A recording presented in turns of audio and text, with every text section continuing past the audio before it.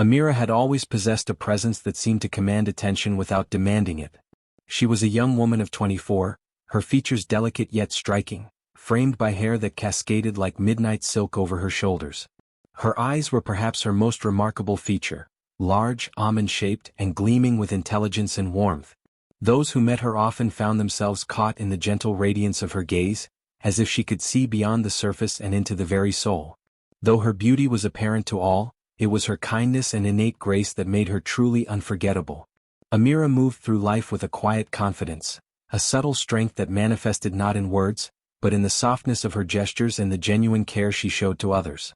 The palace, grand and majestic, was home to countless works of art, each created by masterful hands, yet none captured the essence of human spirit quite like the portrait of Amira.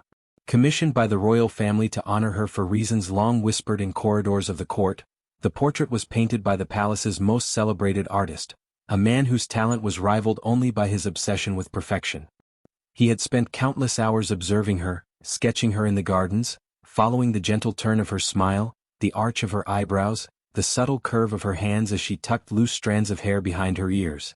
He sought not just to paint a likeness, but to capture the very soul of Amira, the warmth that radiated from her, the intelligence that sparkled in her eyes, the gentleness that seemed to soften the edges of the world around her. The day the painting was unveiled, it left the court in stunned silence. Amira's likeness hung on the grand wall of the palace gallery, larger than life, yet so impossibly real that it seemed she might step out of the canvas at any moment.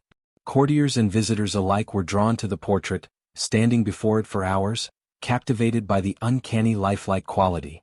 Some whispered that they could feel her gaze following them, that her eyes, though painted, held a consciousness that defied reason. The artist, standing nearby, could only smile with a mixture of pride and awe, knowing that he had achieved something beyond mere skill. He had created a bridge between reality and art, a living reflection of the soul of a young woman whose presence was already legendary. Amira herself was initially uneasy at the attention the portrait drew. She was not accustomed to being admired in such a way, and though she appreciated the skill of the artist, she felt a strange, almost unsettling intimacy in the way her likeness seemed to watch her. In the quiet moments, when the gallery was empty and the hush of the palace enveloped her, she would find herself standing before the painting, studying it as though it were a mirror of her own spirit. There was a familiarity in it, a warmth, and yet a subtle, eerie quality that made her heart beat faster. The lines of her smile were exact, the tilt of her head precise, but the eyes, oh the eyes, held a depth that even she could not fully comprehend. They seemed to carry not just her own thoughts, but something more, a whisper of destiny, a promise of stories yet untold. Visitors often remarked on how the portrait seemed to shift subtly as they looked at it. In one moment the eyes were soft, reflecting her gentle nature. In another, a spark of intelligence and curiosity ignited within them, as if she were pondering the very secrets of the world. Children would linger before the canvas, entranced by the vividness of her form, and sometimes claimed that they saw her lips move, murmuring words too soft for adult ears to hear.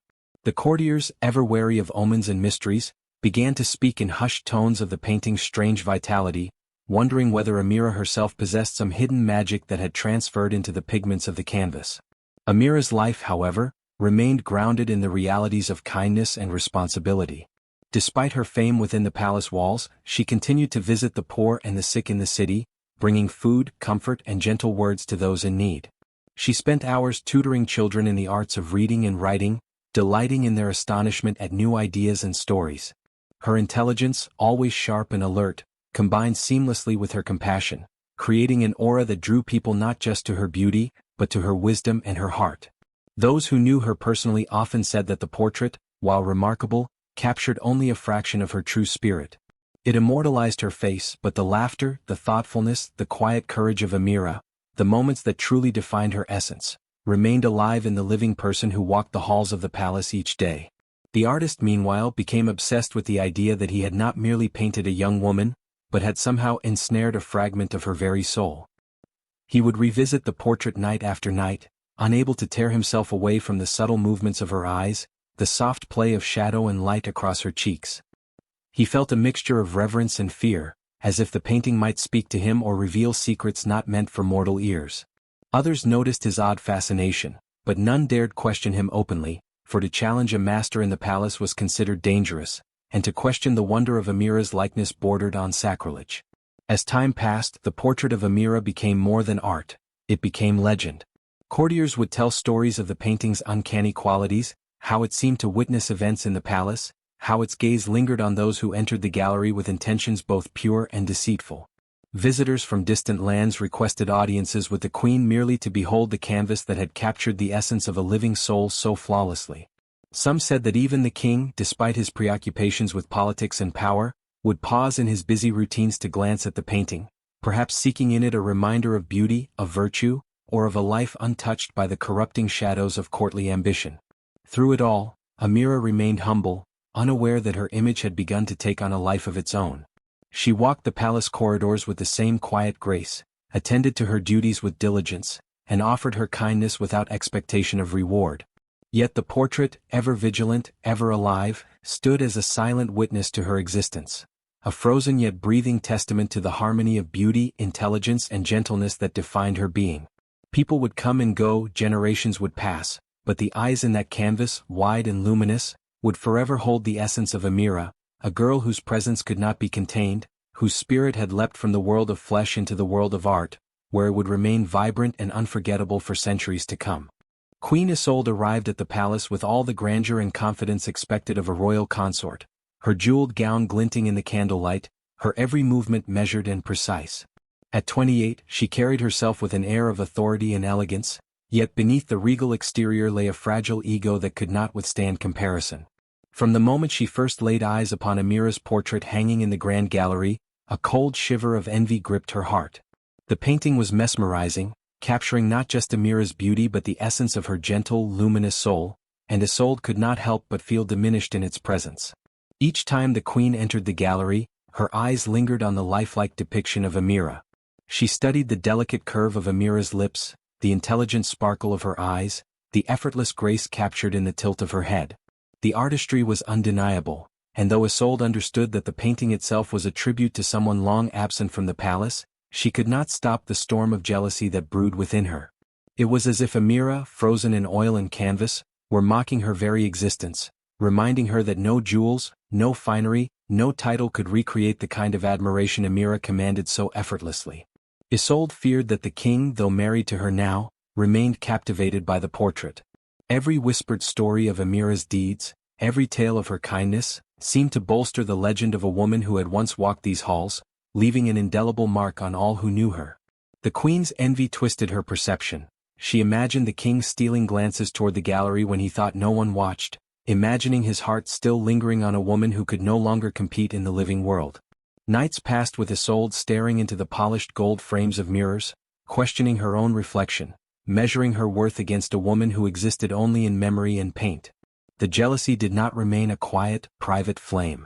In the privacy of her chambers, Isolde would pace, her mind plotting ways to diminish the presence of Amira's memory.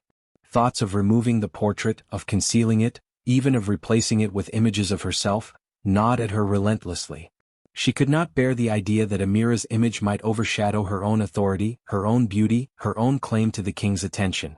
The more she contemplated, the more urgent her desire became to assert dominance over a memory, to prove that she was the queen, the one who commanded the palace, the one who deserved the admiration of all who dwelled there.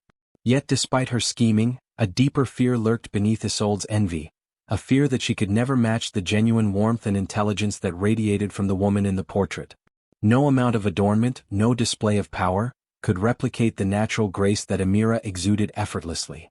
This fear, combined with a consuming jealousy, made Isolde restless and suspicious, forcing her to scrutinize every corner of the palace, every interaction of the king, every whispered comment of the courtiers. In her mind, Amira's portrait was not merely art, it was a living reminder that some beauty and virtue could never be bought, commanded, or replaced, and that even in absence, Amira continued to hold power over the hearts and eyes of those within the palace. Queen Isolde waited for the dead of night, when the palace corridors were silent and the lamps flickered low, casting elongated shadows against the marble floors. The courtyard gates were locked, the guards lulled into complacency by the late hour, and the only sound was the distant echo of water from the fountains. With careful, measured steps, she approached the gallery where Amira's portrait hung, a radiant presence that seemed to glow even in the dim candlelight. The queen's heart pounded, a mixture of fear, exhilaration, and jealousy mingling in her chest. She had resolved that the portrait must be destroyed. It was the final obstacle to her supremacy in the palace, the last reminder that someone else's beauty and memory still held sway over the hearts of those around her. Isolde's gloved hands trembled as she reached for the frame, the gold edges cold and smooth beneath her fingers. For a moment she hesitated, staring into the eyes of the woman she had never met but had come to despise. The lifelike gaze of Amira seemed to pierce through the queen's vanity, through her carefully constructed composure, and Isolde felt an almost unbearable heat of humiliation and envy. She forced herself to step back, shaking off the unease, telling herself that power was not granted to those who hesitated. With a swift motion, she carried the portrait to the fireplace, dragging it with a mix of fury and determination, her silk gown brushing against the marble. The fire had been prepared beforehand, logs stacked neatly, embers glowing faintly as though anticipating the arrival of their newest victim. Isolde placed the portrait carefully atop the flames, expecting the dry canvas and wood to catch quickly, to crackle and curl as it succumbed to the fire. She took a step back, holding her breath, her heart a tight drum in her chest, eager to witness the obliteration of the woman who haunted her every thought. The flames licked the edges of the painting, curling the gold frame, and the scent of burning varnish and oil filled the room. For a brief, terrifying moment, Isolde allowed herself to feel triumph. The portrait was succumbing, the image fading into smoke and ash, just as she had imagined. But then she noticed something that froze her blood. The eyes of Amira, those brilliant, intelligent eyes, remained open, unwavering, unyielding. No matter how high the flames climbed, how thick the smoke became, they refused to close. They were alive in a way that defied reason, burning not with fire but with the quiet, unbroken defiance of a spirit that would not be silenced. Isolde staggered backward, dropping her gloves, her hands pressed to her mouth as panic rose like a tide inside her chest. The portrait cracked and charred, the edges curling into blackened ruin, yet the eyes remained luminous and defiant, staring directly into the queen's soul. Her confidence shattered, Isolde tried again, fanning the flames, pushing logs against the frame, pouring oil she had secretly prepared onto the canvas. The fire roared, smoke choking the room, yet still the eyes remained unblinking, piercing, as if mocking her attempts to erase memory itself. It was no longer merely a portrait. It had become a presence, a judgment, a living testament to a woman who could not be erased by jealousy or malice. The queen's envy twisted into fear, cold and sharp, and she realized with a dreadful clarity that Amira's beauty, her essence, and her spirit could not be destroyed by mere flame. Isolde stumbled from the gallery, her breaths ragged, the taste of smoke heavy on her tongue. Outside, the palace slumbered, oblivious to the scene of chaos within. The charred remnants of the portrait smoldered, yet even in ruin the eyes remained open, gleaming with a quiet, unassailable power. The queen's heart pounded with the knowledge that her act of destruction had failed, that the woman she sought to silence had refused to vanish. Amira's presence lingered in the palace, indestructible, haunting every corner, every whispered conversation, every shadowed glance. The fire had destroyed the canvas, but it had done nothing to diminish the memory, the legend, or the eyes that refused to close. The morning after Queen Isolde's failed attempt, the palace awoke to an unusual stillness. The remnants of the burned portrait sat on the gallery floor, blackened and twisted, yet a faint, almost imperceptible glow shimmered along the scorched edges. Courtiers who entered the gallery stopped in their tracks, staring in disbelief at the remnants of a painting they had once admired. It was as if the fire had not ended Amira's presence but had instead awakened it, infusing the ashes with a quiet, mysterious energy. The glow pulsed softly, shifting in intensity as though breathing, and the eyes, though partially charred, seemed more alive than ever, reflecting the essence of Amira in ways that defied understanding. Word of the phenomenon spread quickly through the palace. At first, servants whispered among themselves, unsure whether to fear or revere the inexplicable light. Courtiers, ever prone to gossip and superstition, speculated that Amira's spirit had imbued the portrait with a life of its own, that the woman whose beauty and virtue had been immortalized by the artist was now transcending the canvas itself. Some claimed that they could see her eyes subtly shift, narrowing with suspicion when dishonesty was near, widening with warmth when kindness approached. Even the palace guards, practical men accustomed to the strange stories of royalty, began to feel an unspoken presence watching over them, a sense that Amira's gaze lingered in every corridor and chamber, silent but vigilant. Queen Isolde, now deeply unsettled, attempted to dismiss the phenomenon as trickery of the light, illusions born of guilt and jealousy. She avoided the gallery, pretending to herself that the faint glow was a fleeting reflection, that the eyes were nothing more than charred paint catching the morning sun. Yet the glow persisted, faint but unwavering, and the eyes seemed to follow her even when she hurried through the halls, their quiet vigilance a constant reminder that her act of destruction had failed. Every step she took, every whispered conversation she overheard, every glance from a courtier seemed to carry Amira's presence. The queen's envy grew alongside her fear, for she realized that no act of power or manipulation could diminish the spirit now woven into the ashes. The courtiers, meanwhile, grew fascinated by the burned portrait. Scholars and artists were summoned to study it, but no one could explain the life it seemed to possess. Some claimed that the glow shifted according to Amira's imagined emotions, the softening of light when laughter or kindness was near, the deepening of shadows when deceit or envy approached.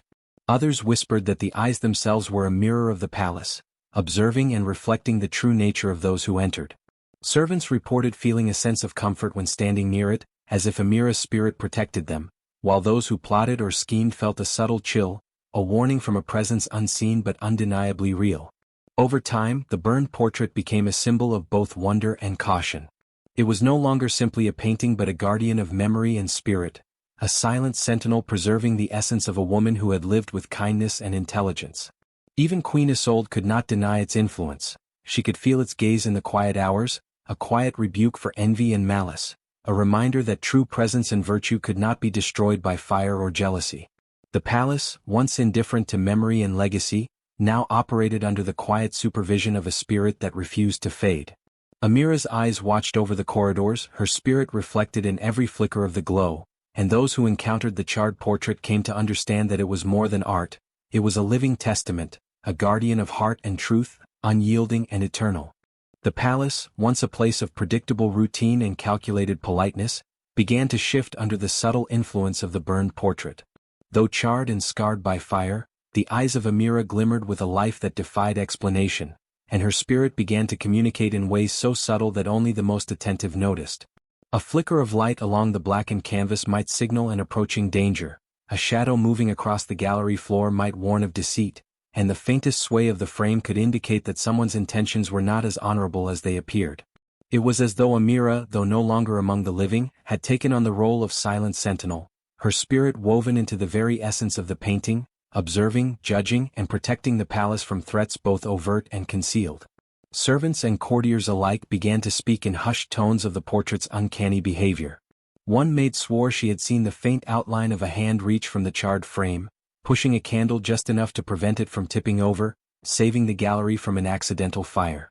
A young scribe claimed that the eyes seemed to follow him as he scrawled false reports for the queen, narrowing with disapproval until he corrected the lies. Even the palace guards, men who prided themselves on rationality, could not explain the sense of being watched, not in a threatening way but in a protective, almost maternal manner.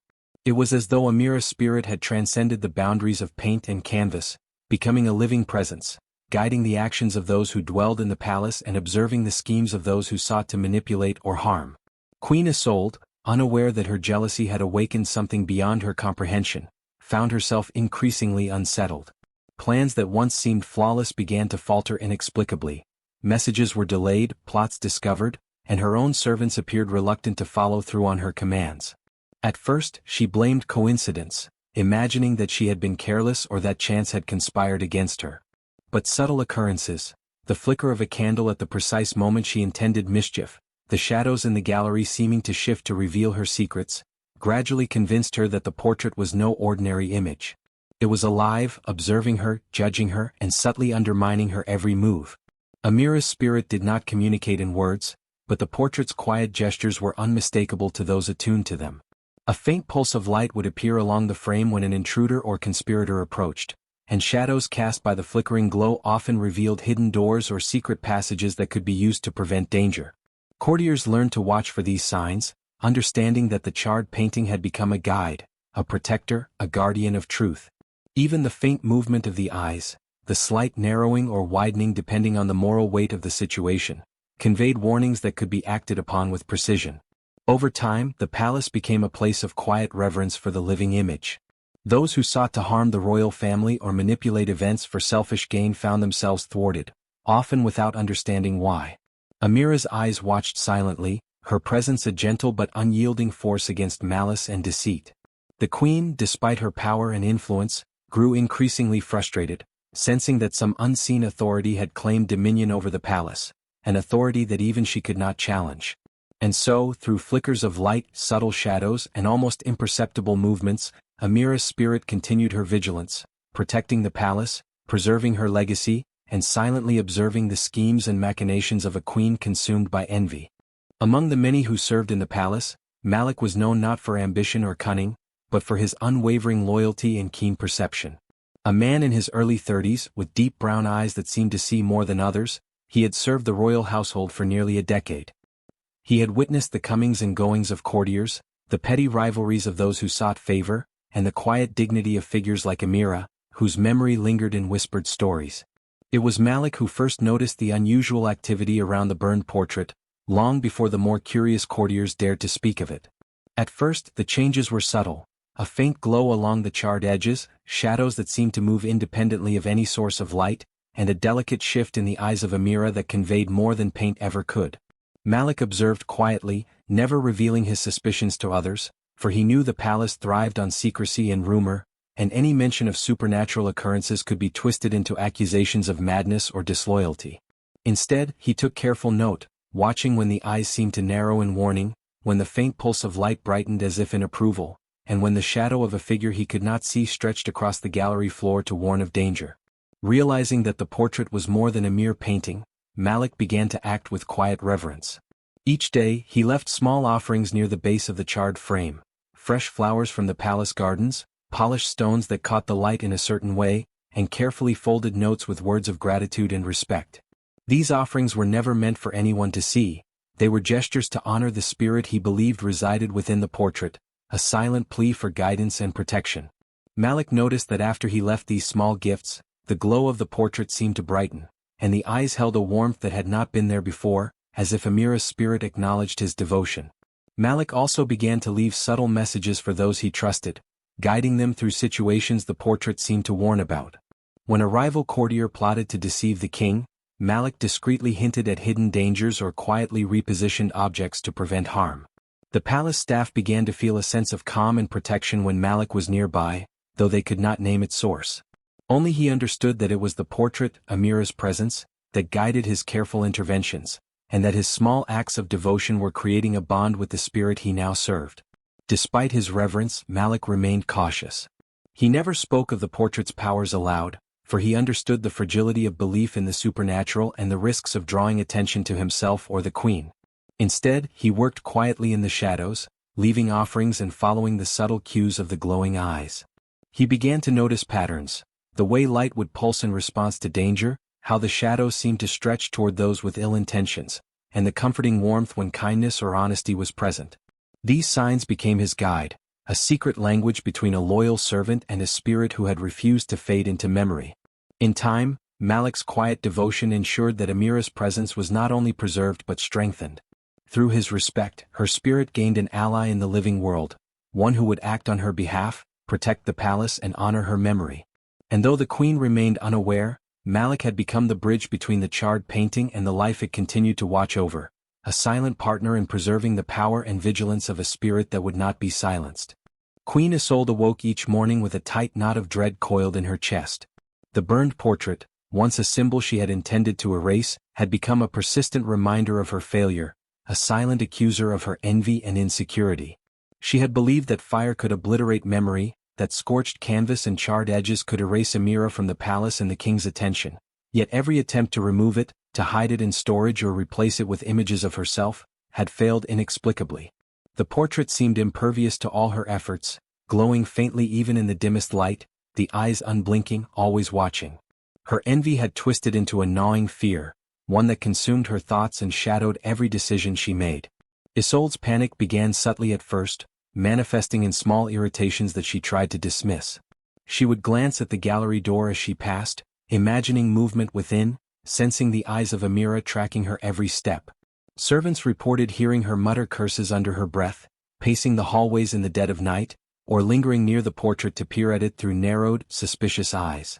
Each failed attempt to destroy the painting, whether hiding it behind tapestries, locking it in storage, or even attempting to deface it with cleaning chemicals, only strengthened her dread. The portrait's glow persisted, subtle but undeniable, and the eyes seemed to shift slightly with every approach, following her, observing and silently condemning her malice. Her obsession deepened with every passing day.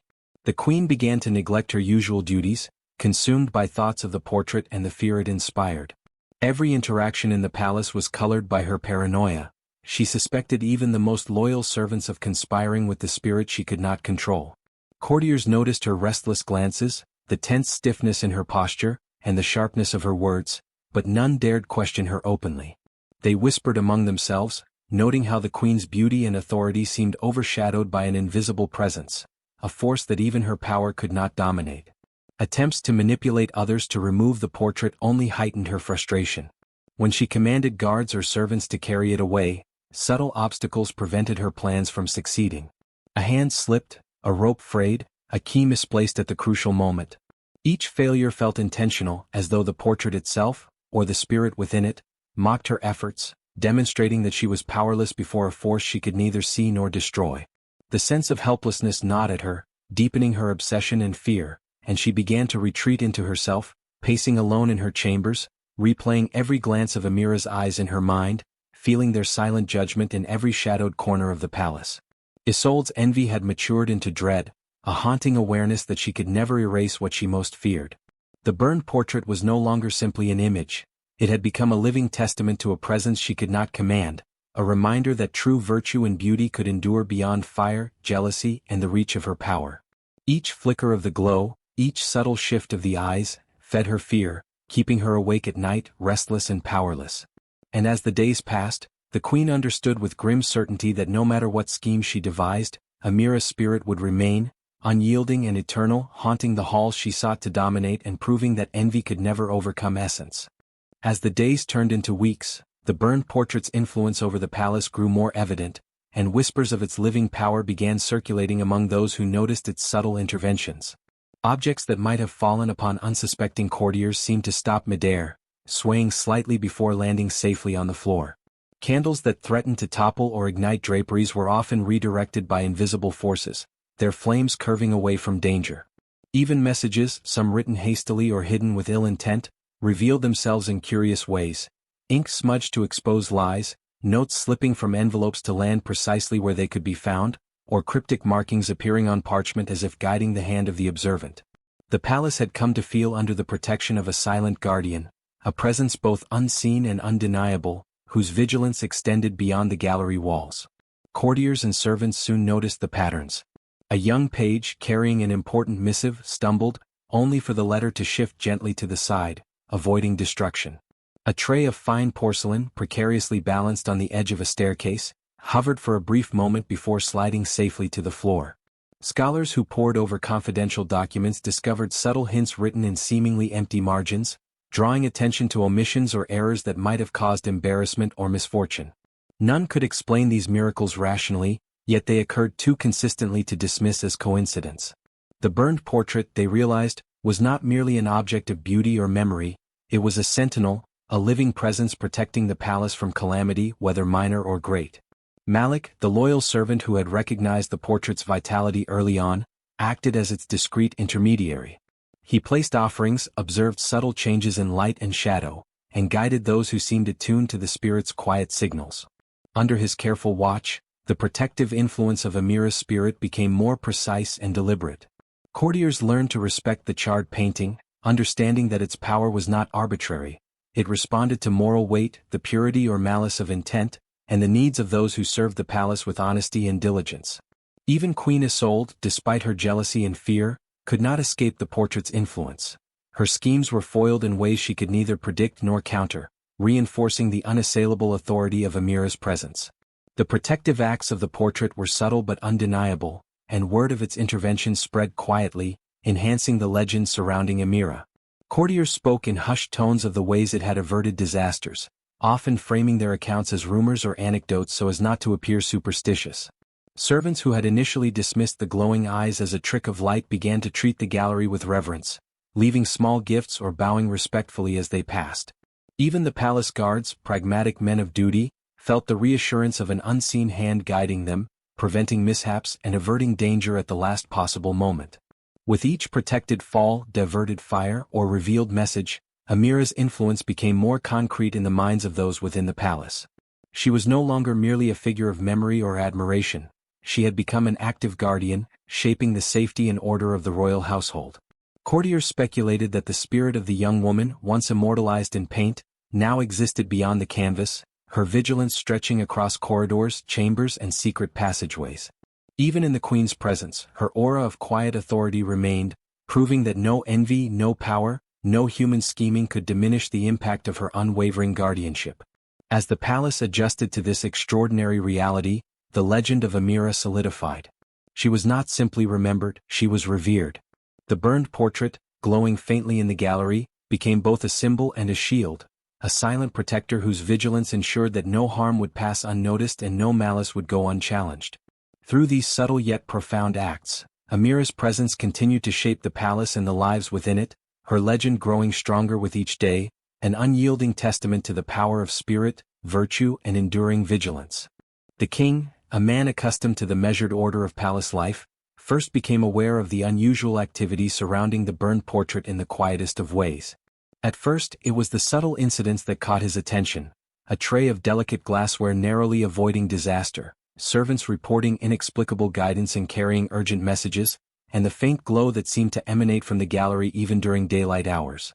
He had long known of Amira's legacy and the fame of her portrait, but he had dismissed the rumors of supernatural presence as fanciful stories circulating among impressionable courtiers.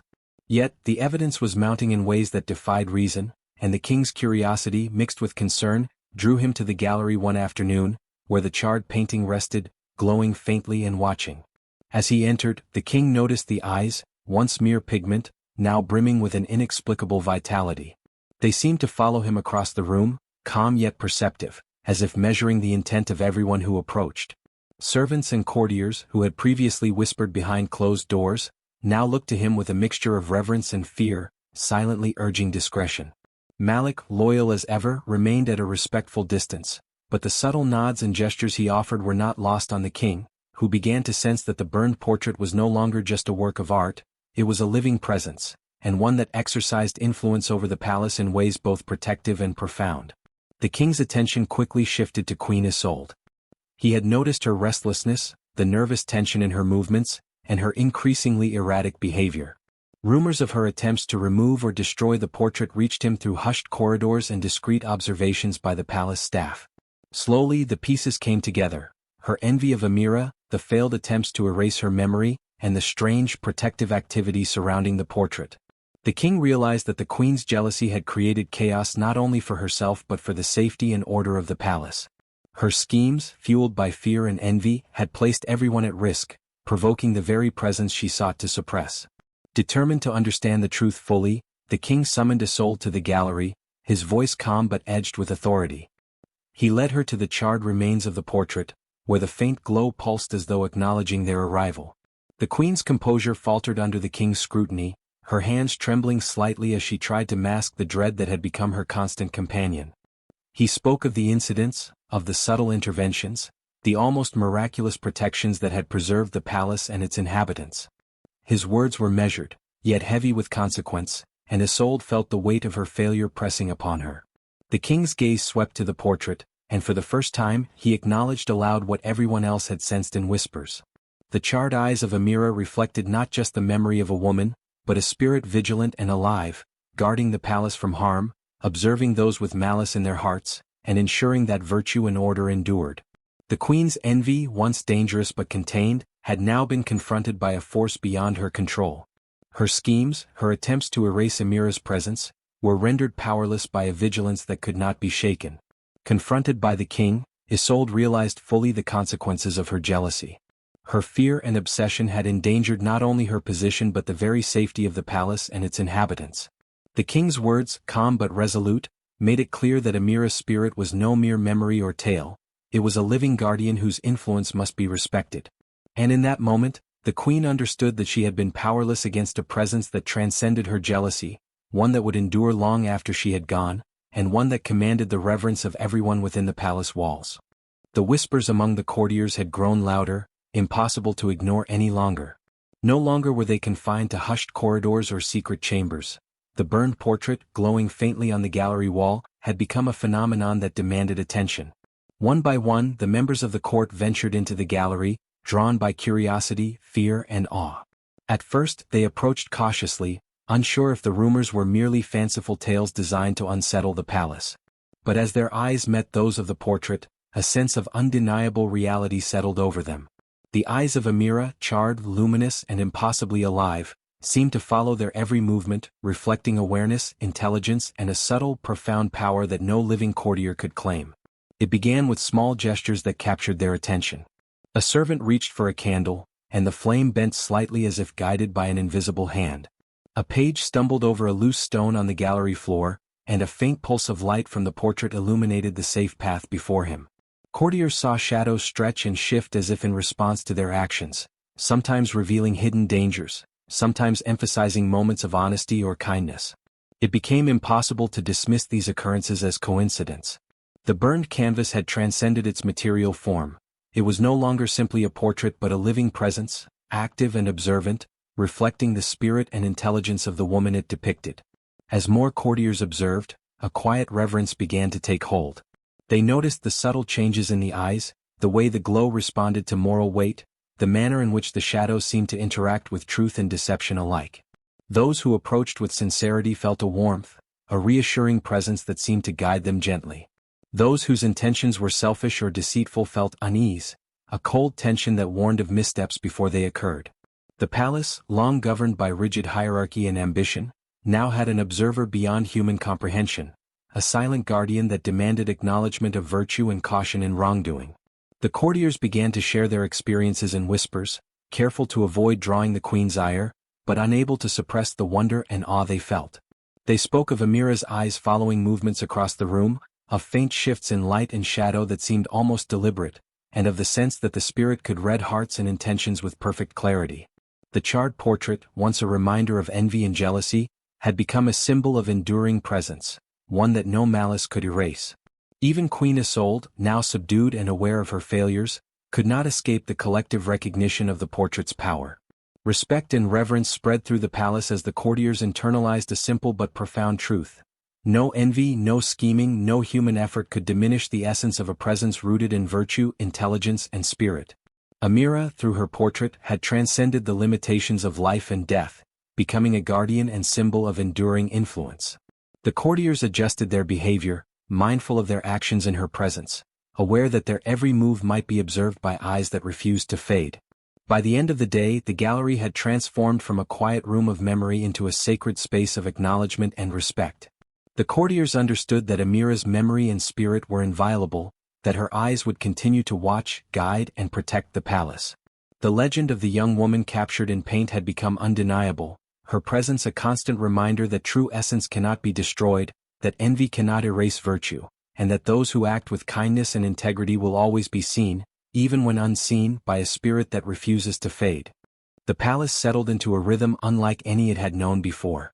The burned portrait of Amira, once thought lost to fire and envy, had become a living presence whose influence extended quietly yet unmistakably through every corner of the royal household. Courtiers, servants, and even the guards moved with a new awareness, knowing that their actions were observed by eyes that could discern truth from deceit. Amira's spirit, bound to the charred canvas, continued to guide and protect the palace, offering subtle corrections, gentle warnings, and occasional signs of approval to those who acted with integrity. Her vigilance was constant, silent, and powerful, a force that could not be ignored or undermined. Even Queen Isolde, whose jealousy had initially sparked the portrait's awakening, found her schemes continuously thwarted. Attempts to hide, remove, or manipulate the painting were met with inexplicable obstacles. Hidden passages revealed themselves, messages were intercepted or altered in her absence, and objects that might have caused mischief or harm shifted in ways she could not anticipate. Each thwarted plan heightened her frustration and sense of powerlessness. It became increasingly clear that the eyes of the portrait were not passive. They actively countered her machinations, ensuring that the palace and its inhabitants remained safe from both intentional and accidental harm. Malik, the loyal servant who had long understood the portrait's living presence, continued to leave offerings and quietly act as an intermediary, but the portrait's power was no longer dependent solely on him. The glow along the charred edges, the subtle shifts of the eyes, and the faint movements of the canvas operated independently, responding to events and intentions throughout the palace. Guards discovered that minor accidents were averted at critical moments, courtiers recognized guidance in inexplicable flashes of light or shadow, and servants felt a comforting reassurance when completing their duties, as if Amira's spirit watched over them with understanding and care. Word of the living presence spread through the palace in hushed tones, enhancing the legend of the young woman who had once walked these halls. Amira became more than a memory, she was a symbol of vigilance, intelligence, and resilience. Her spirit reminded everyone that true grace and virtue could not be destroyed by envy, fear, or malice. Even those who had once doubted or feared her presence began to act with respect, knowing that the charred painting contained not just a likeness, but the enduring influence of a soul that refused to fade. In time, the portrait became a guiding force, shaping the culture of the palace itself. Courtiers learned to conduct themselves with honesty, servants carried out their duties with care, and even the king found reassurance in knowing that the spirit of Amira watched over the household. The queen, humbled by repeated failures, could do little but observe and acknowledge the power she had once sought to destroy. Through the eyes of the portrait, Amira's vigilance became a protective and moral compass for all who dwelled within the palace, a constant reminder that presence and virtue endure beyond jealousy, fire, or human ambition. By the end of this transformation, Amira was no longer simply remembered for her beauty or kindness. She had become a living legend, an eternal guardian, and a symbol of resilience, grace, and unwavering vigilance. The palace had changed, shaped by her spirit, and every soul within its walls was touched by her presence, reminded that true essence cannot be destroyed, only respected, and that vigilance born of virtue can withstand the fiercest envy or malice.